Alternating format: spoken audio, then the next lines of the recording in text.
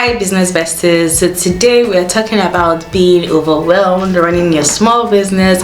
If you're seeing me for the very first time, hi, my name is Beth, and on my channel I share everything you need to know on how to grow your small business, build your small business, and essentially being profitable while running a small business. And today we're talking about feeling overwhelmed, because even right now I am pretty sure that Elon Musk taking over Twitter is definitely feeling overwhelmed. Not to talk of we as small business owners, there's definitely a lot of times that we feel overwhelmed, and here are some things that we can do, and today we're just going to tackle that. So let's get right into it. So we cannot deny the fact that running a small business or running a business is a task on its own. And the feeling of overwhelmness can just come any day, anytime. In a whole year, you can feel overwhelmed 2, 3, or even 10 times. You can feel overwhelmed literally every day in a particular week, and you're just tired.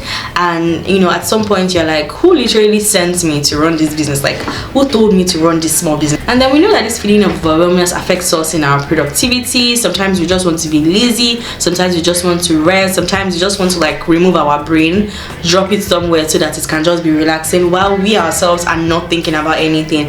And I feel you, and this is why this topic is extremely important to me, because I feel overwhelmed a lot of times in running my businesses, and these are just things that help me in order to relax and basically stay sane. So let's get right into it. So the very first thing that I know that affects me a lot is when I'm taking on too many tasks. So if you're taking on too many tasks in your business, it will definitely get you overwhelmed. It will definitely make the whole running a business process seem very tiring, very draining, just because you're doing one too many things at the same time. You have so many things that you have to cover.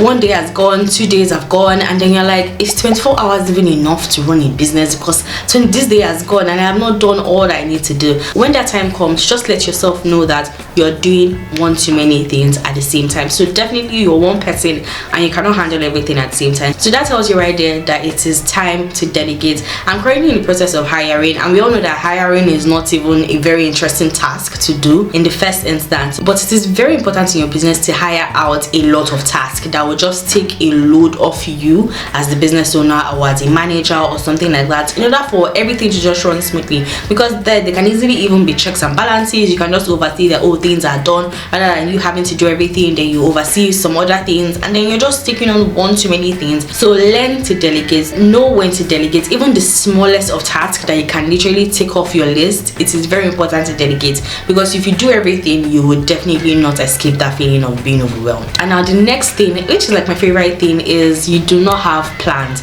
Now I know that as small business owners, we definitely have goals in our head. We're like, oh, I want this, I want that, I want to achieve this, I want to achieve that. Oh, it will be great this month if I achieve XYZ amount. It will be nice if I can sell XYZ products. Your girl got her hands in multiple things. You have goals in your head. Everybody has goals in their head.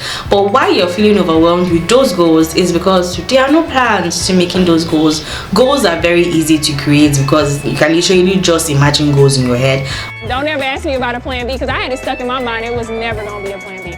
But the minute there are no plans to achieving those goals, you're going to feel overwhelmed. And why you're going to feel overwhelmed is because there is no way to measure those goals. You cannot tell if you are achieving the goals, or if you've completely deviated from achieving those goals, or if those goals will never even be achieved. And then because you have those goals at the back of your head and there are no plans to achieving it, 1 month has gone, 2 months have gone, maybe it's a goal for the first half of the year, and then you're already on the 4th month of the year, and you're not really seeing that goal is being achieved or is getting close to being achieved. This is majorly because there are no concrete plans on, okay, this is the goal and these are the plans, these are the things that I need to do in order to achieve those plans, so that you can now tick off, I've done plan C, I've done plan D, and then you just know that, okay, if I have A to G, by the time I reach G, I should have achieved my goals. G for gold. Anyways, I should have achieved my goals at the end of the day. So the point is, you're going to feel overwhelmed if you have big goals just stuck in your head, not clearly written out or not clearly outlined on how those goals will be achieved in order for you to see progress. And the thing about running a business is, the more you see progress, the more you can even measure those progress, the more you're happy, the more you're like, oh yes, the last quarter we hit our goals, the last quarter we made our profits right, the last quarter we sold all the products we wanted to, last quarter we introduced new products, and just basically we did a lot of things. So you need to have clear goals, clear plans in order to be able to grow in your small business. Okay, so guys, the very next thing that keeps us overwhelmed when running our small business is comparison. And we cannot even deny that comparison does not happen to us. It happens to almost everybody running a business. There's always, oh, look at that person, look at this person. And it's not that it may even come from a place of hate or from a place of it's just coming from a place of, wow, this person has done so much, wow, this person has achieved a lot. And then you're just like, this person even started like after me, like this person has gone far, but I'm still here. And it might not even be that you're not experiencing growth yourself. It may be that you're also experiencing growth. You're just very either inspired that other people are doing great things, or maybe feeling like, oh, you ought to have achieved a whole lot more than you're achieving at the moment. That's exactly what I wanted. So the thing is, comparison will always come one way or another, and it's make us feel overwhelmed, because at the end of the day, you're thinking you're not good enough, you're thinking you're not doing enough, you're thinking your growth is supposed to be a whole lot more than this, and then you're looking at other people's journey and everything. But one thing that I tell myself, and you should also tell yourself, that at the end of the day, everybody's journey is different. There's nobody's journey that is exactly the same, and we know that life is not linear. There's so many people that either a lot of things that have influenced their life that may have helped them or may have been a disadvantage to them, and even you yourself, there's so many things that may have been an advantage to you and maybe also a disadvantage to you. So everybody's journey is different, and we just have to accept that that is your own journey, that is your own life, and stop feeling like someone else is doing a whole lot better than you, and just basically building up negative energy within you. You're doing your best as long as you're doing your best.